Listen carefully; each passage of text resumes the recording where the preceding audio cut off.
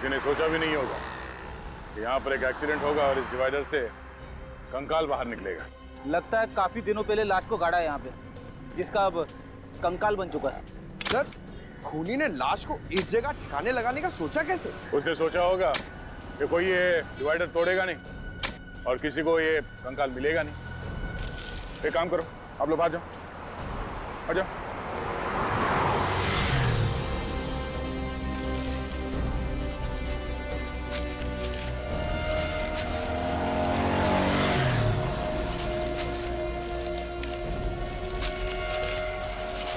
नीचे से हट जाओ, संभाल के, संभाल के।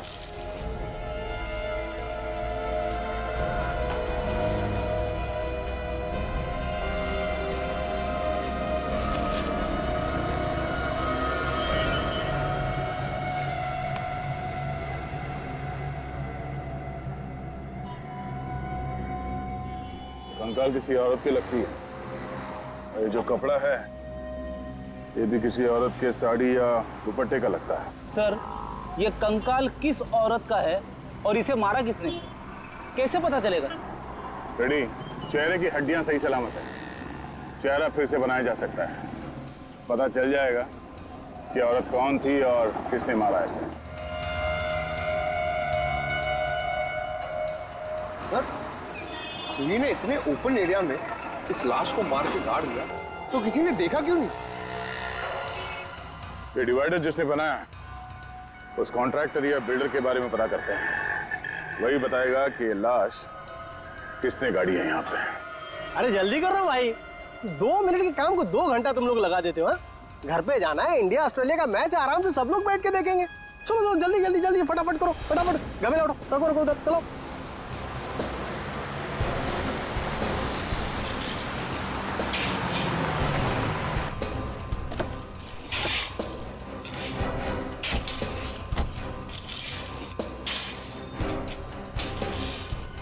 सुनो, ओ भाई साहब, मालिक कौन है यहाँ पे? मालिक कौन है इस बिल्डिंग का?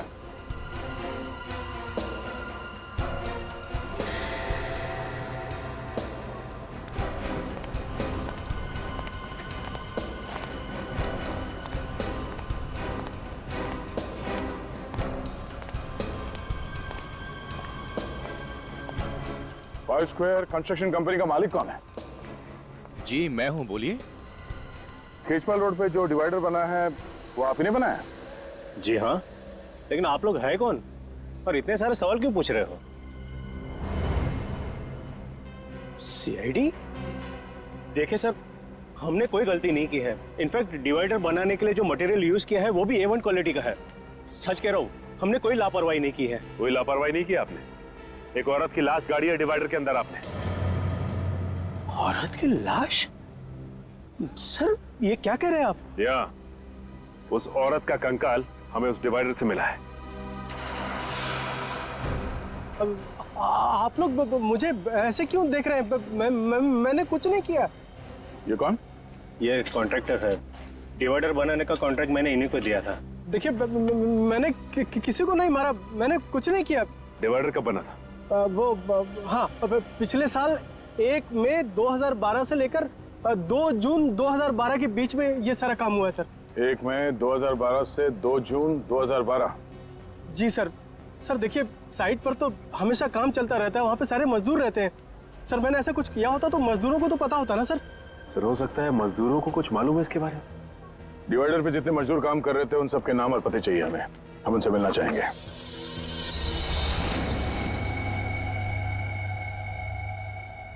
सर ये वो जगह है जहां पे हमें कंकाल मिला। ऐसा लगता है कि खूनी ने उसे मारा कहीं और है और लाश को ठिकाने लगाने के लिए वहां पे ले आया और डिवाइडर के नीचे गाड़ दिया। हाँ?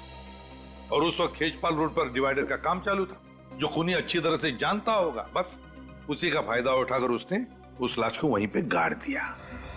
और सर ये काम एक आदमी का तो हो नहीं सकता, और भी लोग शामिल होंगे इसमें। हाँ हो सकता है, लेकिन इतना सब कुछ हुआ, किसी ने देखा कैसे नहीं?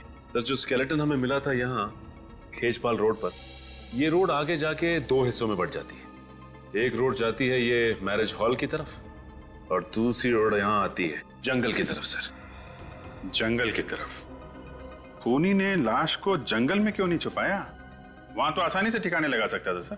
हाँ अभिजीत, मगर कभी कभी जंगल में भी तो काम चलता है, लकड़ी तोड़का वगैरह कुछ हो सकता है। उस वक्त ये काम चल रहा था, इसलिए खूनी की हिम्मत नहीं हुई।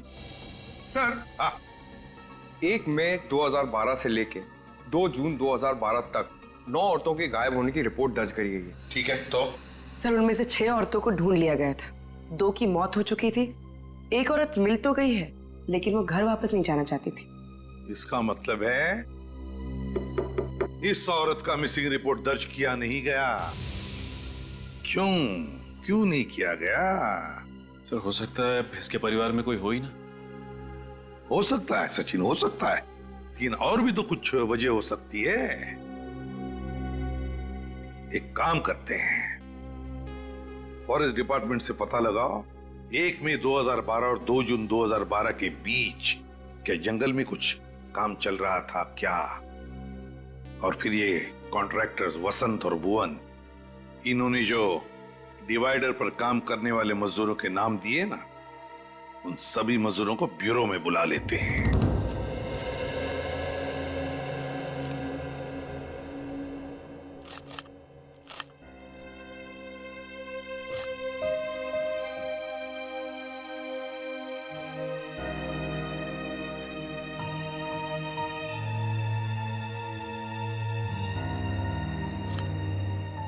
चिंता करने से क्या होगा चिंटू के बापू? कैसे ना करूं? चिंटू की स्कूल की फीस भरनी है। अच्छा ये बताओ अब तक कितना जमा हुए हैं? क्या जमा हुए हैं? सिर्फ 1500 रुपये बचा पाया हूं मैं। अगर गांव पैसे नहीं भेजे ना तो माँ बाबूजी को बहुत परेशानी हो जाएगी। अब चिंता मत करो, जितना है जैसा है उसी में हम सब मिल बांट के गुजारा कर लेंगे। ये कौन आ गया? पारुल देखो जरा।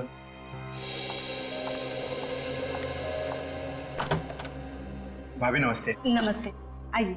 जी भाभी। अरे सोहन, क्या चल रहा है यार? बढ़िया भाई, दैनिक मेरा एक छोटा सा काम करेगा। देख मना मत करना यार, मैं तेरा एहसान ना जिंदगी भर नहीं भूलूंगा। अरे भाई घबराया क्यों है? क्या बात है? पारुल जरा देखो चिंटू को।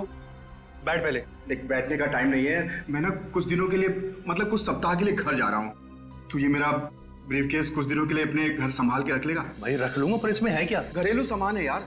कहीं फंसवाने का सामान तो नहीं है?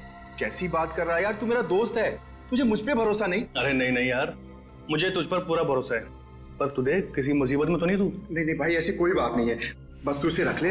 मैं जैसे ही लौट के आऊंगा तुझे फोन करूंगा। ठीक है भाई, अब मैं चलता हूँ। ठीक है, ध्यान से जाना।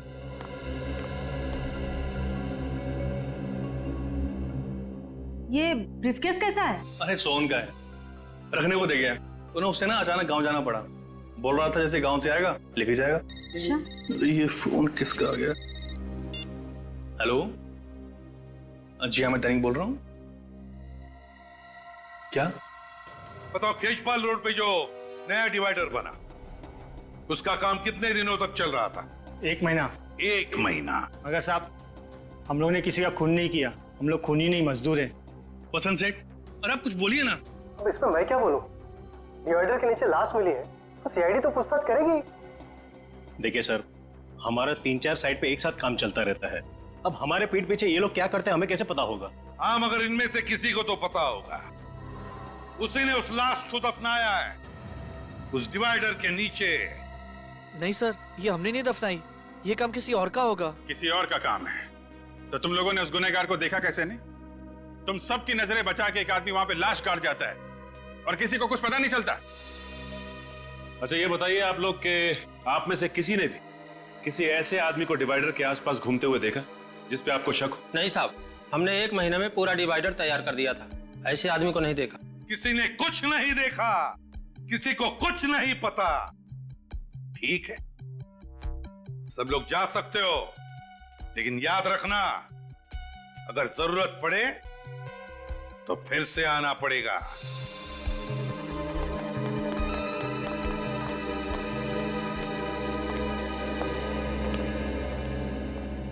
सर आपने इन लोग को जाने क्यों दिया?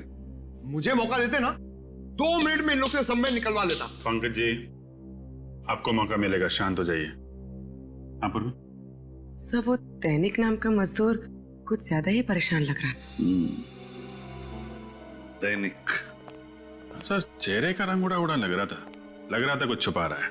हाँ अभिजीत, मुझे भी गड़बड़ लग रहा है वो। इन सभी लोगों पर नजर रखो, ये कॉन्ट्रैक्टर्स भी और मजदूर भी, और खास करके वो दैनिक।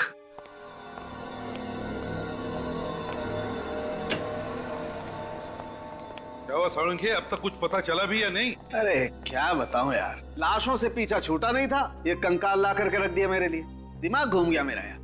अरे डॉक्टर साहब तो थोड़ा आराम कर लीजिए, क्यों इतना जोर डालने दिमाग के ऊपर? डॉक्टर तारिका है ना, वो कर लेंगी। क्यों तारिका जी? अभिजीत जी, जी तारिका जी ने और मैंने दोनों ने अपना दिमाग लगाया, तब जाकर के कुछ पता चला। ओ तो फिर बता ना, क्या पता चला? वो यही कि बॉस, इस मरने वाली की उम्र 25 से 30 साल के बीच में है। 25 से 30 साल के बीच में? अच्छा, और मौत हुई कैसे? इसकी मौत हुई है गर्दन मरोड़ने की वजह से। गर्दन मरोड़ने की वजह से? हाँ बॉस, ये देखो, ये इसकी गर्दन की हड्डी में दरार पड़ गई। खूनी ने जैसे इसकी गर्दन मरोड़ी, इसकी हड्डी फट गई। और इतना ही नहीं, इसके बाद किसी नुकीली चीज से इसके गले पर वार भी किया गया। गर्दन मरोड़ने के बाद चाकू से वार किया है? आखिर खूनी के दिमाग में ऐसा चल क्या रहा था? हो सकता है खूनी चाहता हो कि जिंदा ना बचे, इसलिए एक बार फिर से वार किया होगा। एक बार नहीं बॉस, खूनी ने बार बार इसके गले पर वार किया है और फिर इसका गला भी काटा है। इतनी हैवानियत! ये देखो, वार की वजह से इसका ये ट्रैकिया, बोलने की नली फट गई है। इसके बावजूद इस बेचारी ने अपने आप को बचाने की पूरी कोशिश की। गला कटने के बाद खूनी ने इसके गले को बुरी तरह से नोचा भी है, और उसकी वजह से इसके गले की हड्डी में मुझे खूनी के हाथ के अंगूठे का नाखून मिला है।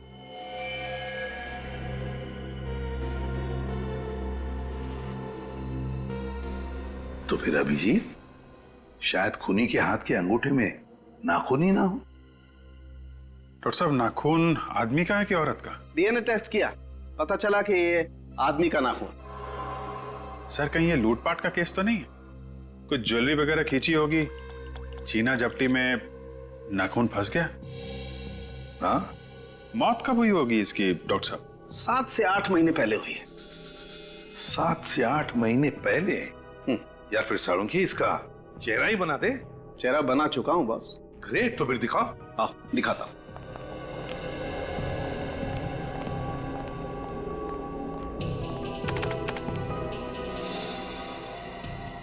सर, सर इस कंकाल पर से ये जो कपड़ा मिला है, ये एक महंगे सिल्क का कपड़ा है। ये देखिए। महंगा सिल्क? जी सर, पटोला सिल्क। और इस पर जो कढ़ाई की गई है वो मशीन से नहीं बल्कि हाथ से की गई है। अच्छा सर, पटोला सिल्क पे हाथ से कढ़ाई का काम, ये तो ज्यादातर गुजरात के पाटन जिले में होता है। तो एक काम करो अभिजीत, गुजरात के पाटन में जा, पता लगा कि कढ़ाई का काम किस कारखाने में हुआ है, और वहीं पर इस लड़की का फोटो भी दिखाओ। शायद उस लड़की के बारे में कुछ पता चल जाए।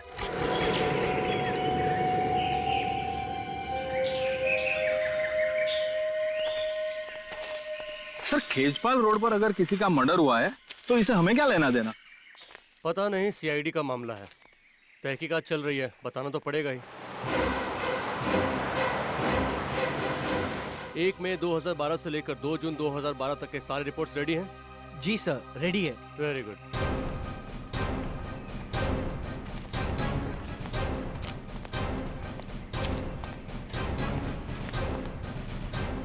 नमस्कार सर, मेरा नाम अमय और ये हमारे head of the department mister Chander. Hello officers. Hello. नमस्ते सर। नमस्ते। देखिए, हमें यह पता करना है कि 1 मई 2012 से 2 जून 2012 के बीच यहाँ जंगल में कुछ काम चल रहा था क्या आप लोगों का? हाँ, काम तो चल रहा था, लेकिन क्यों सर? दरअसल उस दौरान एक औरत का खून हो गया और खूनी ने उस औरत की लाश खेजपाल रोड के डिवाइडर में दफना दिया था। तो इसलिए हम ये जानना चाहते थे कि उस दौरान जंगल में आप लोगों ने किसी अनजान आदमी को आते जाते देखा क्या? देखिए, वैसे तो हम लोग शाम को 6 बजे तक ही काम करते हैं, लेकिन एक बार हमारे वर्कर्स ने रात को देर तक काम किया था। कौन सी तारीख थी वो? शायद 1 जून थी, और उस रात हम लोग सारे पेड़ों की मार्किंग कर रहे थे। उस रात आपने किसी ऐसे आदमी को देखा हो यहाँ पे घूमते फिरते जिस पे आपको शक हो?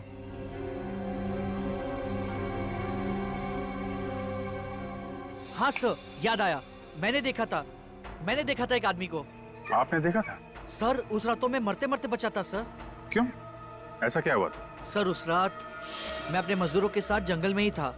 सारे पेड़ों की मार्किंग हो चुकी थी और हम वहां से निकलने की तैयारी कर रहे थे।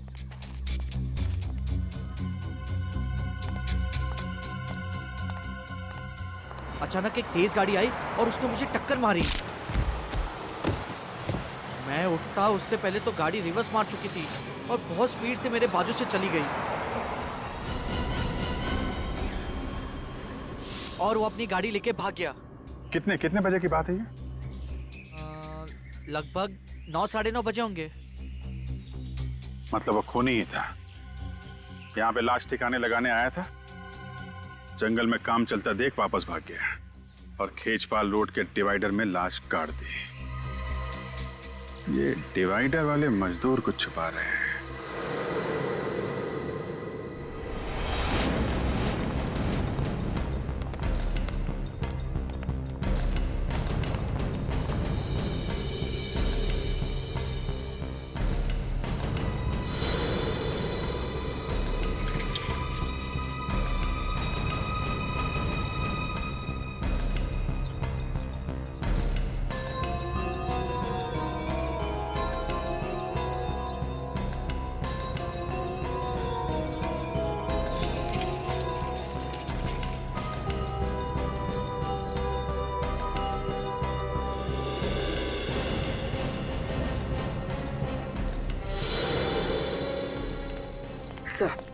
सर चेतन का व्यवहार बिल्कुल ठीक था।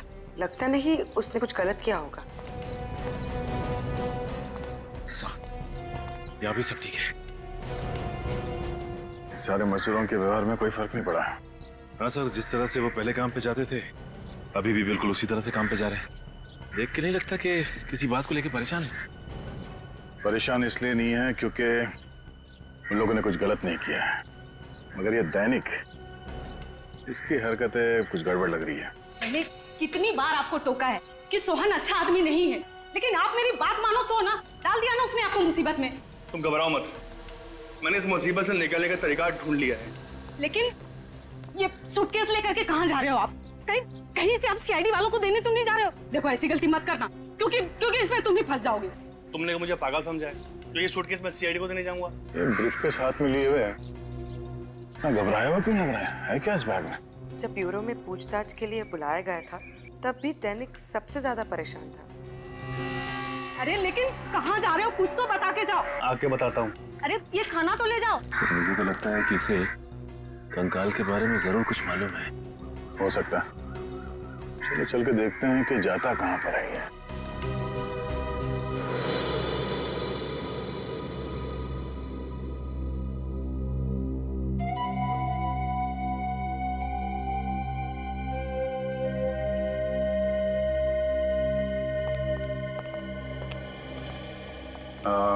मालिक कहाँ है? एक्सक्यूज मी,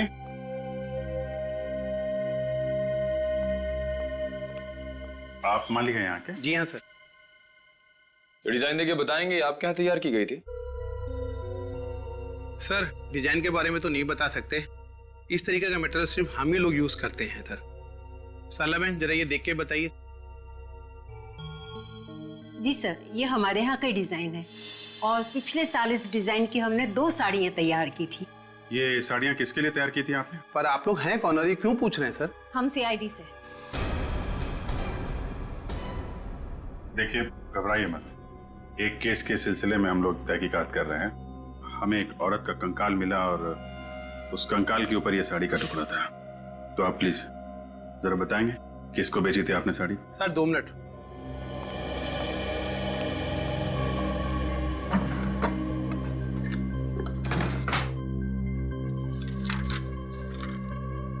सर ये हैं, ये दो लोग हैं, एक जिग्नेश भाई हैं। ये बहुत बड़े बिजनेसमैन हैं सर। इन्होंने ये साड़ी अपनी पत्नी के लिए 1 जनवरी 2012 में बनवाई थी। और दूसरा? दूसरी है तानिया जी, ये मुंबई से हैं। इनकी डिलीवरी डेट है 25 मई 2012 सर। तानिया जी मुंबई से? ये हमारी बहुत पुरानी कस्टमर है सर। मुझे लगा उनकी शादी हो गई है और वो परदेश चली गई होंगी सर। कब होने वाली थी उनकी शादी? 1 जून 2012 को सर। तानिया जी ऐसी दिखती थी? हाँ हाँ सर, यही है। ये तानिया जी का एड्रेस और फोन नंबर तो होगा ही आपके पास?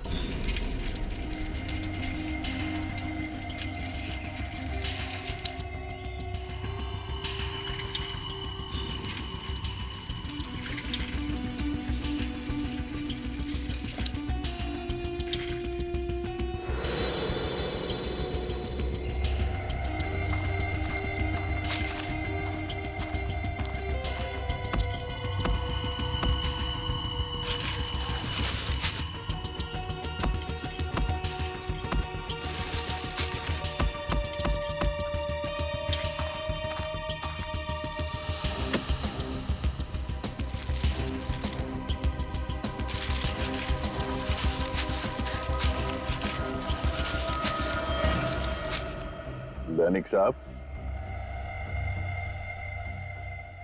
क्यों जुर्म कर रहे हो? हाँ? वैसे ही सोना इतना महंगा हो गया है और तुम उसे मिट्टी में गाड़ रहे हो। नहीं नहीं सर, मैं तो बस गाड़ने की तो इसकी पुरानी आदत है सर।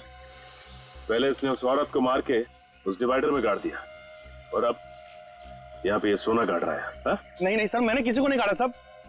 आप मुझ पर इल्जाम लगा रहे हैं साहब। हम इल्जाम लगा रहे हैं, पर हमने जो देखा वो झूठ है। हाँ? मैंने कुछ नहीं किया साहब, मैंने कुछ नहीं किया साहब, मैंने कुछ नहीं किया साहब। साहब तानिया को जानते हो? साहब मैं नहीं जानता साहब, तानिया कौन है? सर इसमें बहुत ही महंगे रत्न जड़े हुए, किसी दुल्हन के लगते। बोल दैनिक, किसके गहने हैं ये? साहब मैं नहीं जानता साहब। तो जरूर तूने चोरी की है या फिर खून किया होगा। नहीं सर, साहब नहीं साहब, मैंने किसी को नहीं मारा साहब, और नहीं मैंने चोरी की साहब। मैं तो सिर्फ साहब अपने आप को बचाना चाहता है साहब। बचाना चाहते थे? किससे? आप लोगों ने साहब। कहीं मैं पीले मुझे फंस न जाऊं साहब। सब कसम से बोला साहब, ये ब्रीफकेस साहब मेरा नहीं साहब। किसका है? सोहन का साहब। उसने मुझे ब्रीफकेस संभालने को दिया था साहब। मुझे उस समय बिल्कुल पता नहीं था साहब इसमें क्या है। कौन है ये सोहन? मेरा दोस्त। 2 दिन के लिए साहब मुझे गांव जाना था, 30 मई से 1 जून। सब उन 2 दिनों में उसने मेरी जगह पर डिवाइडर कंस्ट्रक्शन साइट पे काम किया। सोचा मैं वापस आया ना, उसका रवैया कुछ अलग सा था साहब। मैंने बहुत पूछने की कोशिश की साहब, लेकिन उसने मुझे कुछ नहीं बताया साहब। ये ब्रीफकेस तुम्हें सोहन ने दिया कब? साहब उस दिन जिस दिन आपने मुझे सीआईडी ब्यूरो को फोन किया था साहब, मैं बहुत डर गया था साहब, इसलिए मैं घर आया और मैंने इस ब्रीफकेस का ताला तोड़ा साहब। और जब तुम्हें पता चला कि बिना बताए सोहन ने तुम्हें ये महंगे गहने रखने के लिए दिए हैं, तो तुम्हें शक हुआ उस पर? हाँ साहब। ये सोहन कहाँ है? साहब बोल कर गया था मुझे कि वो अपने गाँव जा रहा साहब, मंगोली साहब। सर इसका मतलब तानिया के खून में सोहन का हाथ है? बिल्कुल सोहन का ही हाथ है, तभी तो वो गांव भाग गया। मंगोली चल के छानबीन करते हैं, इसे हिरासत में ले लो। देखो लाइट का स्विच कहाँ है?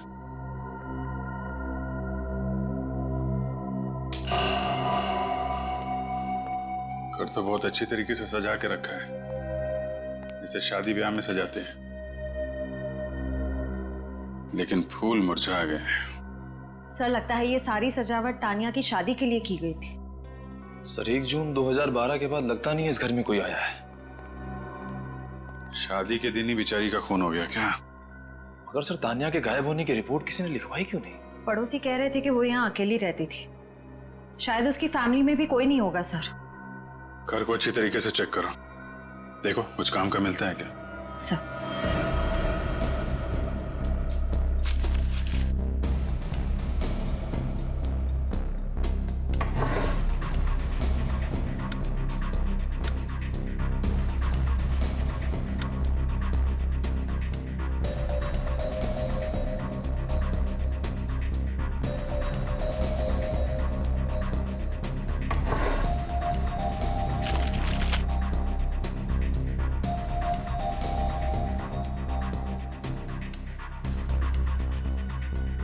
तान्या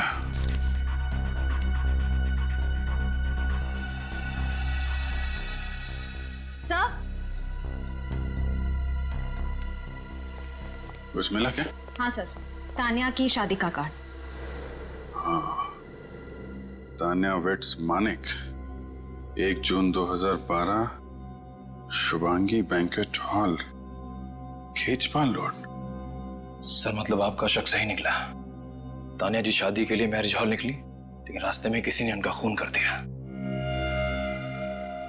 तान्या वेट्स मानिक, इस मानिक को ब्यूरो में बुलवाओ। वही बताएगा 1 जून 2012 को क्या हुआ था तान्या के साथ।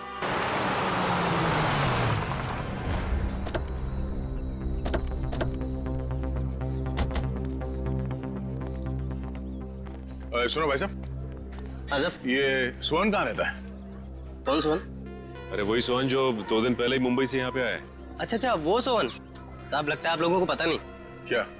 वो जब से मुंबई से आया बीमार पड़ा है।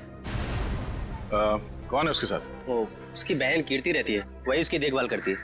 कहाँ रहते हैं लोग? जी कहिए, किससे मिलना है आपको? आप कीर्ति हैं, सोहन की बहन? जी हम लोग सीआईडी से सोहन से मिलना चाहते हैं। सीआईडी? देखिए, डरने की कोई जरूरत नहीं है, हम उनसे कुछ जरूरी बात करना चाहते हैं। भैया, ये सीआईडी वाले हैं, आपसे मिलने आए हैं।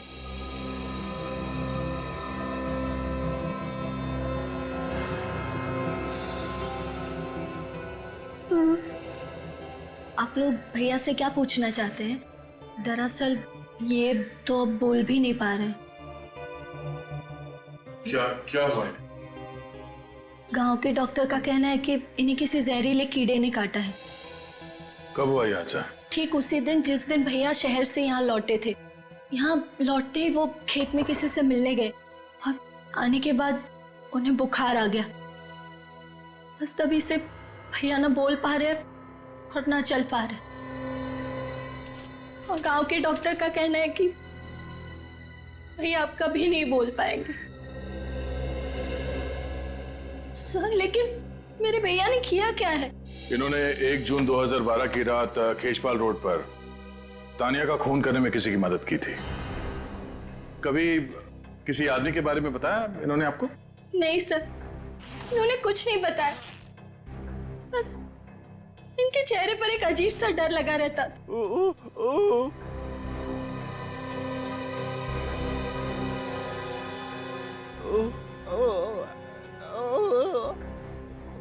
क्या?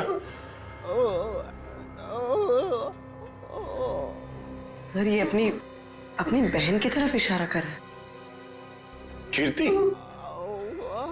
कीर्ति ने कुछ किया है? देखो सोहन, तुम क्या कहना चाहते हो कुछ समझ में नहीं आ रहा है। क्या? हाँ?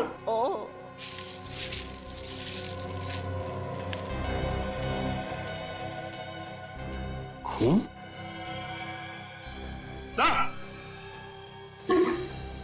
सचिन, ये देखिए सर, सोहन के बैग में से एक कार्ड मिला है और उस पर खून लगा हुआ है। समाज सेवा समिति के कार्यक्रम का ये वीवीआईपी पास है जो 1 जून 2012 को आयोजित किया गया था। कार्यक्रम के मुख्य अतिथि का पास है ये। उससे कहीं ये जो खून लगा है ये तानिया का तो नहीं? हो सकता है। अगर ये वीवीआईपी पास सोहन के बैग में था, इसका मतलब ये जरूर उस चीफ गेस्ट को जानता था। और ये पास उसने किसी खास वजह से संभाल के रखा था अपने पास। एक काम करते हैं, जिन लोगों ने इस कार्यक्रम का आयोजन किया है उनसे जाके मिलते हैं। वहीं से पता चल जाएगा कार्ड पे लगे इस खून का राज।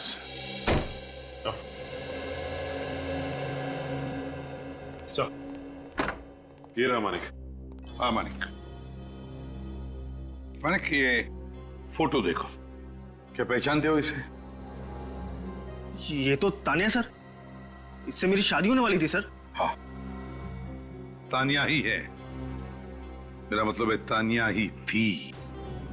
जहां पर तुम्हारी शादी होने वाली थी बस बिल्कुल वहीं से कुछ ही दूरी पर हमें तानिया का ये कंकाल मिला।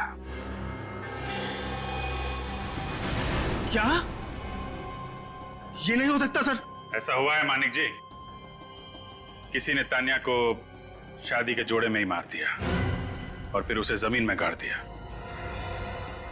किसने मारा मेरी तानिया को? शायद आपने। मैं क्यों मारूंगा?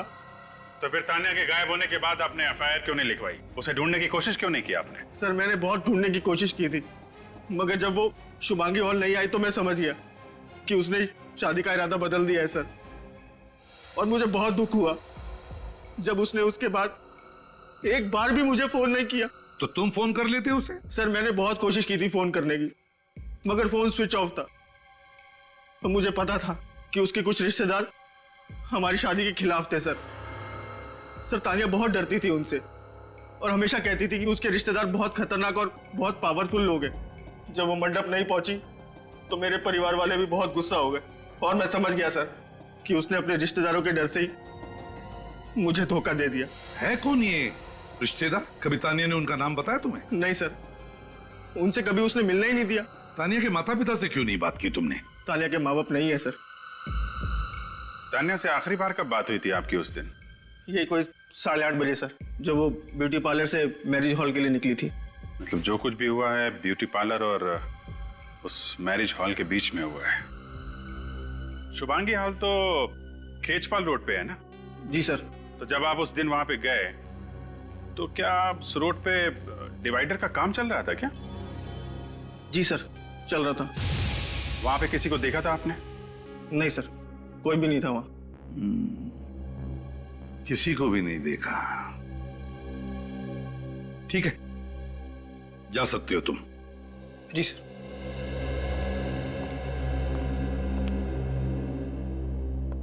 रिश्तेदार है कौन ये तानिया का रिश्तेदार जिससे तानिया इतना डरती थी?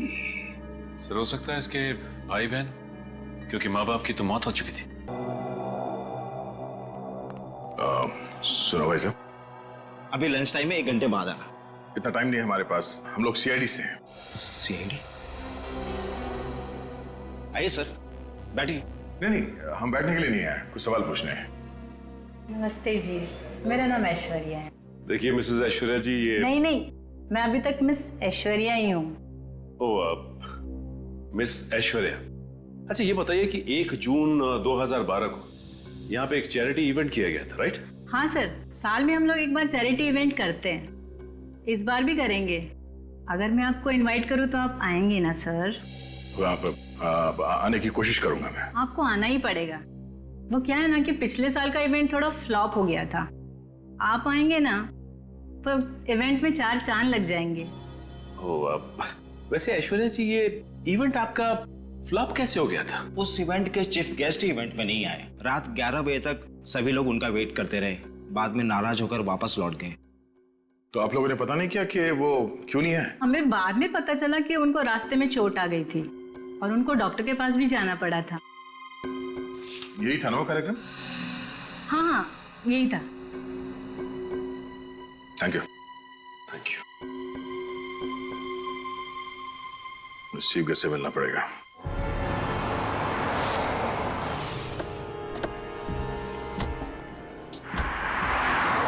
यहाँ पे मिला था तान्या का कंकाल, और यहाँ से आगे जो 2 रास्ते जा रहे हैं, इस तरफ तो मैरिज हॉल है और इस तरफ जंगल है। खूनी ने तान्या की लाश जंगल में गाड़ने की कोशिश की थी, लेकिन वहां पे काम चल रहा था, इसलिए वापस यहाँ पर आया और यहाँ डिवाइडर में उसे गाड़ दिया। हाँ सर, शादी का जोड़ा पहनकर तानिया ब्यूटी पार्लर से निकली होगी। रास्ते में उसे खूनी मिला होगा जिसे वो जानती होगी, और फिर दोनों मिलके मैरिज ब्यूरो की तरफ गए होंगे। लेकिन मैरिज हॉल तक पहुंचे नहीं फ्रेडी, उसके पहले ही खूनी ने अपना काम कर दिया और यहाँ पे तान्या को गाड़ दिया। सर मगर उसने अकेले कैसे गाड़ा होगा? जरूर उसने किसी की मदद ली होगी। हाँ सर, ये काम किसी कंस्ट्रक्शन साइट का वर्कर ही कर सकता है। कोई और करता तो इतनी फिनिशिंग नहीं हो पाती। और दूसरे दिन जब बाकी के वर्कर यहाँ पे आते तो टेढ़ा मेढ़ा काम देखकर वो वापस उसे तोड़ देते और लाश बाहर आ जाती। सर, ये काम जरूर सोहन ने किया है। उसी के पास सोने के जेवर थे जो उसने दैनिक को दिए थे। शायद तानिया के गले से निकाल लिए हो। और सोहन को यहाँ इस काम के लिए एक ही आदमी बुला सकता है।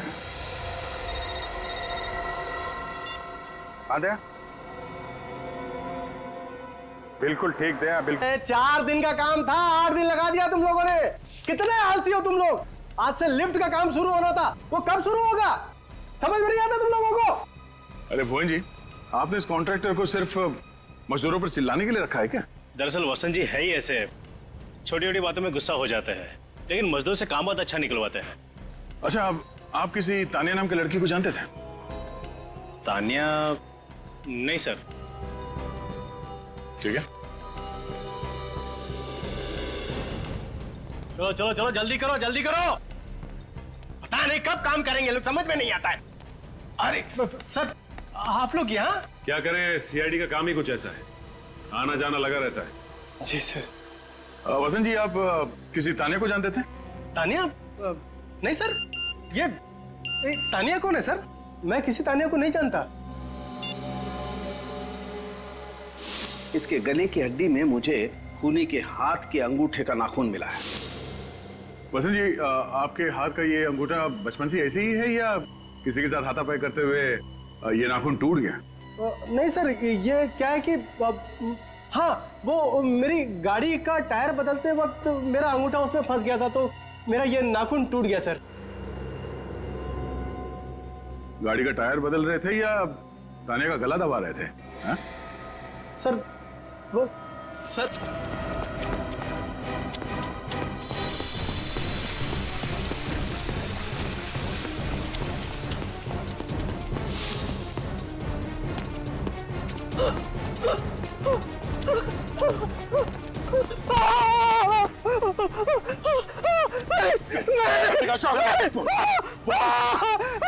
देखूंगा ऊपर से, क्यों मारा तानिया को? सर मुझे कुछ नहीं मालूम सर, मैं कुछ नहीं जानता सर। इसने क्या नहीं था।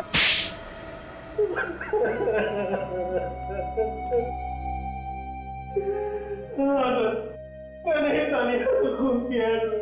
सिर्फ इतना ही नहीं, गर्दन मरोड़ी, गला काटा। शर्म नहीं आई तुम्हें? अपनी बहन का इस तरह से, इतनी बेदर्दी से खून करते हो? वो मेरी सगी बहन नहीं थी। थी तो वो बहन ही ना तुम्हारी। हाँ? क्यों खून किया उसका? क्योंकि नफरत करता था मैं उससे। बाबा ने सारी प्रॉपर्टी उसके नाम कर दी थी, मेरे नाम पर फूटी कौड़ी भी नहीं छोड़ी थी। अगर वो मानिक से शादी करती तो मानिक सारी प्रॉपर्टी हड़प लेता, सब कुछ उसके नाम हो जाता। इसीलिए मैंने तानिया को बुलाया। मैं चाहता था कि वो कागजात पर साइन कर दे, ताकि शादी के बाद सारी प्रॉपर्टी मेरी हो जाए। देखो तानिया, मुझे तुमसे कोई गिला शिकवा नहीं है। तुम एक बार इस जायदाद के पेपर पर सिग्नेचर कर दो, उसके बाद तुम्हारा रास्ता अलग और मेरा रास्ता अलग। ये क्या बसंत भैया, मुझे लगा कि आप अपनी सारी कड़वाहट भूलकर अपनी सौतेली बहन से एक नया रिश्ता जोड़ना चाहते हैं, और आप मेरी शादी के दिन इन पेपर्स पे साइन करवाना चाहते हो। मैं अपनी जायदाद आपके नाम कभी नहीं करूंगी। गाड़ी रोकिए। यह गाड़ी तो तभी रुकेगी जब तुम इस पेपर पर सिग्नेचर करोगे। आज तक मैं चुप रही, यहाँ तक कि मैंने मानिक को भी कभी नहीं बताया कि मेरा एक सौतेला भाई है जो सिर्फ पैसों से प्यार करता है, मुझसे नहीं। लेकिन अब मैं सबको आपकी असलियत बता दूंगी। मैंने कहा गाड़ी रोकिए अभी, वरना मैं जोर से चिल्लाऊंगी। गाड़ी रोकिए भैया। कोई है, बचाओ भैया, बचाओ।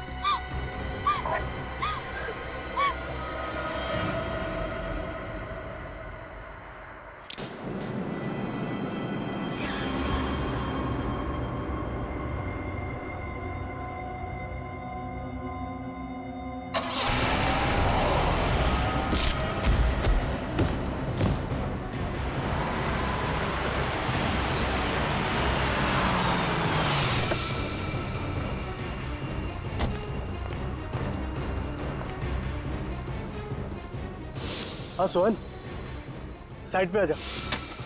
जल्दी कर जल्दी कर।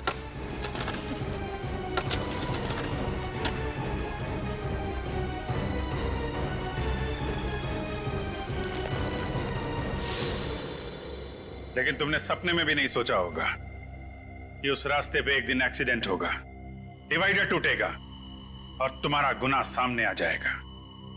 क्यों हमला किया सोहन पे तुमने? क्योंकि एक वही था जो मेरा राज जानता था। फिर भी पकड़े तो तुम गए ही, हैं? पकड़े तो गए। क्या लगता है तुम्हें, जिस जायदाद के लिए तुमने अपनी बहन का इतनी बेरहमी से खून किया, क्या वो जायदाद तुम्हें मिल जाएगी? नहीं, अदालत तुम्हें फांसी ही देगी, फांसी।